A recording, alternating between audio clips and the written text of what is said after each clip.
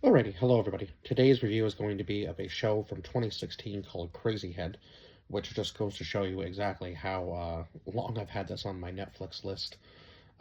Just because I think Netflix is a little more divided with what you have on your list. Like, it goes from shows to like movies and shows, right? And then they take stuff off and bring it back so much that sometimes, I have to wait a little while depending. But sometimes some other companies pick up the stuff that Netflix leaves behind. So I am thankful for that, especially with like Prime. I find they do a lot of that. And yeah, I'm sorry that I didn't get a video up for Tuesday, but yeah, I was just watching wrestling, and I'm really just invested in that as well lately. Over the last, I guess, three years now, maybe I've kind of been invested in wrestling and the storylines there again. Ever since Paul Levesque took over, it just seems to be the whole long storytelling thing. I kind of like sometimes the storylines can kind of fizzle out a little bit, or they jump into a story and then it doesn't seem to work out, so they switch a little bit. So there's always something that there's always something interesting going on in the wrestling world as far as that goes. And yes, I understand that some of it's just a form of entertainment for me, really. And those guys do put their bodies on the line a lot of the time, especially lately. I find there seem to be a lot more of the high flyer guys. But anyway, I digress. Today's review isn't about the WWE at all. It's about this show called Crazyhead, which I gave a 7 out of 10 to. And when I went back onto IMDb to look, there were some people who were giving it a 10 out of 10. I don't think it was quite that good. It definitely had its moments, but I would say that there was some, kind of the story kind of dragged out, maybe even for a 6 episode show. I felt that the story kind of was just recycling the same idea over again eventually, and it just kind of fell flat near the end, which was unfortunate because this was I found like this was a better show in the beginning, at least as far as like the Monster Hunter shows go. Now this was more like, I guess, demon hunting as opposed to monster hunting, but it was definitely better than First Kill, that's for sure. As far as that goes, at least in the beginning, and then it kind of started to, recycle the whole idea of the bad guys weren't able to catch the good guys, even though the people who we were supposed to be rooting for weren't really, I don't really want, yeah, they weren't really the smartest of people, I guess you could say. They always seem to be getting themselves caught no matter what. And it was just kind of funny that the bad guys weren't able to deal with them a lot easier. It just kind of seemed a little crazy to me, but it is what it is. So we'll go over the casting list before we get too much more into the storyline. So we had Cara Theobald, who played Amy, Susan Wokoma, who played Raquel, Lewis Reeves, who played Jake, Tony Curran, who played Callum, Arzin Ar- Arinze Kane, who played Tyler. Hope I'm pronouncing that right. Rion Steele, who played Suzanne, Lou Corfield, who played Mercy, and Charlie Archer, who played Harry. So in the beginning, it was Amy who was having these sorts of visions, or at least she thought they were visions, right? And then she ends up running into Raquel, and they form a team together. And then her friend Suzanne gets possessed, so they try to perform an exorcism on her. It doesn't work. They end up killing her in the process, or at least they thought they'd killed her. And then her friend Suzanne comes back as, like, I don't know, almost like a zombie type creature. So again, it was kind of weird because in the beginning it seemed like there were demons, and then all of a sudden they kind of switched it to there were zombies, which I thought was kind of odd. Although I'm not really sure she was a zombie because she had like a taste for blood, but it didn't seem like she was wanting to, like, she needed to feed. So it was almost like she was like a zombie vampire crossover type thing. It was really weird. Some of this story, some of this I just felt like wasn't really explained well. But I mean, as far as like the demon hunting went and the main storyline with the demons trying to get rid of Amy so that they were able to get to Raquel in order for her to open up a portal to hell because her father was possessed by a demon, and then her father ended up having, obviously, they ended up having, well, ended up getting the mother pregnant. That's the best way to put it, I guess. So the demon ended up getting the mother pregnant, and then, of course, because of that, Raquel is half human, half demon, so she's like a, I guess she's able with her abilities to open a portal to hell. So that's basically this demon's entire plan, is to kind of like befriend her and then make her feel comfortable. Of course, he's her therapist, so it was easy for her to open up about certain things, right? Like, he's kind of finding out stuff about Raquel as he goes along, and Amy seems to be like a thorn in their side during the entire show, of course, because she's not really trusting of hardly anybody. Even Raquel at times, she has a hard time believing Raquel, and they fight from time to time. And of course, Amy has a thing for Raquel's brother, and then, of course, Raquel falls for this hairy guy who they randomly meet along in their adventures. And I found it kind of odd, just the place that they ended up meeting him. And then, of course, we find out that Harry is also a demon, and he's been working with Callum the entire time.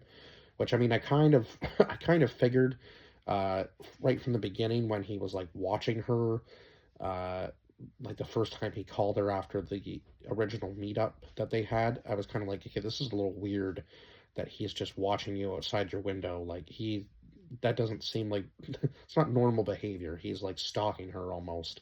And of course, he kind of tries to make up the ridiculous thing about how he knew her father, and her father had told him that, if anything were to happen to him, that I guess he was supposed to be her protector, sort of thing. And of course, she's going to buy that, right? Because she was still close with her father, even though her father had become a demon. And I don't think, obviously, the demon form was not her father's true form, because her brother didn't even realize that it was their dad, right? Like, he had no idea.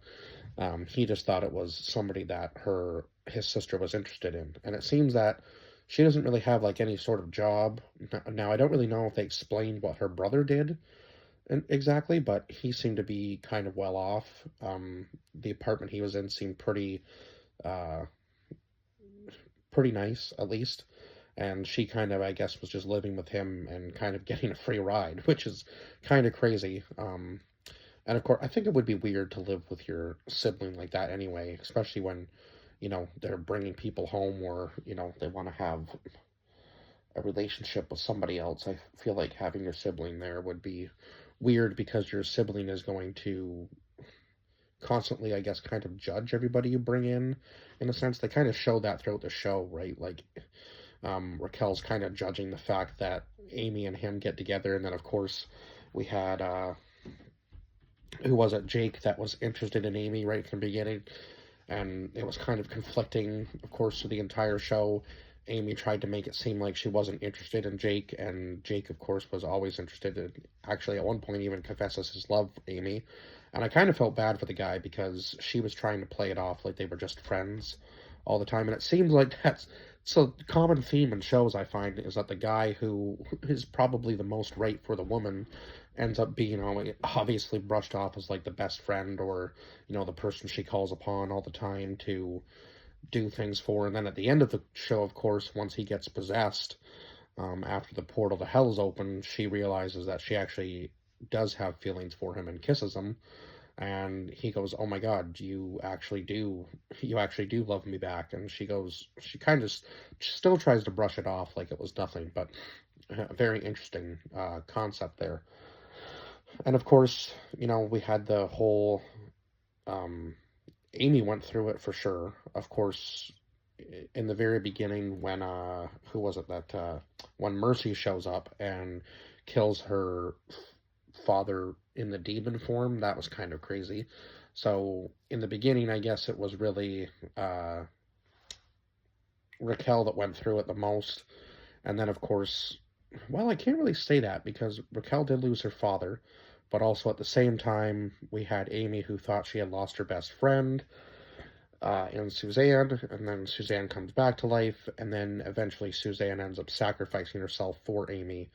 Um, Even though, yeah, so kind of crazy. It's almost like losing your best friend twice was probably the worst out of all of this that happened in the show, because, yeah, she loses her, or thinks she loses her once, and then, of course, Raquel, or, yeah, no, Suzanne dies, and then, but then at the end of the show, it Suzanne was there again, so I'm really super confused. Like, was she able to regenerate, or was it the guy that, or was it the other guy that she killed or threw out the window with her that was in pieces? I'm not really sure because yeah, there's a lot of stuff that just wasn't really explained as to like what Suzanne's powers necessarily were, other than that she had to feed. So yeah, they kind of called her like a zombie, but I would say it was almost like more like vampire, right? Because she was drinking blood at the end of the show. So I'm not entirely sure what she was supposed to be, or whether she was still like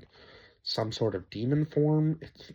Yeah, again, unless I'm really missing something um, in the show that I just didn't catch, but I feel like there was, yeah, some stuff was just kind of recycled ideas in each episode, and sometimes it felt like it was the same episode twice. Uh, Not to take away anything from the show, like the humor was good, and the soundtrack was actually pretty good for this show. Very fitting for a lot of the sequences that certain songs went with. But I mean, yeah, I just feel like there was some story gaps, and sometimes it just felt recycled, which was unfortunate because really was enjoying the show at the beginning, but then it just kind of fell off a little bit for me when the same thing was happening over and over again. Like how many people can you send after one person and fail every time? And sometimes it was just like, oh my god, like these demons were like explaining the whole story to them, and I'm like, dude, just shoot them and get them out of the way so you can do what you need to do. Like, it just seemed kind of silly that it was taking them so long to work out their plan. And then of course it all fails in the end because they reveal too much, and of course, Amy's obviously going to be a danger, and they weren't able to take her out through the entire show, even though they have ample opportunities. I mean, my God, they trapped her in an elevator with her, starving friend who was part zombie vampire. That's the best way I can explain it, really. And then they had a chance to even shoot her and didn't take the chance then. And they had a chance to even kill Raquel and didn't take the chance. I mean, I think they probably would have found another way even if they had have killed Raquel to open up a portal to hell. I feel like they could have found another way. So it just seemed like they were kind of, not really wanting to do it except for Callum. That seemed to be the only character that had any drive in the show, and he had been waiting for, I think he said like 800 something years for somebody like Ra- Raquel to come along and, be able to do this for him. So yeah, he obviously had some skin in the game for sure, with waiting for a person for that long to be the right one to work out his plan, which seemed kind of crazy. But yeah, everybody just kind of failed him throughout the show, and he seemed to be the only one that really cared, even though he was always the one kind of in the background, not really in the I think if he had been maybe more in the forefront and kind of, you know, maybe one of the more soldier-like people, he probably would have been, the plan probably would have worked. Let's just say that much. But anyway, yeah, I think that's pretty much all I can say about the show. And I guess I will see you guys in the next review. Hopefully I have a video up for Saturday. If not, it'll be up by Monday, because right now I'm kind of watching television shows, so sometimes they take a little longer because the episodes run long, or yeah, and I work nights, so I try to get as much in as I can in a day, but sometimes it's hard until the weekend. And with not watching movies right now and television shows, sometimes the reviews might be a little bit more spaced out. So I apologize for that, but it is what it is. And yeah, I will see you guys when I have the next video up. Bye bye for now.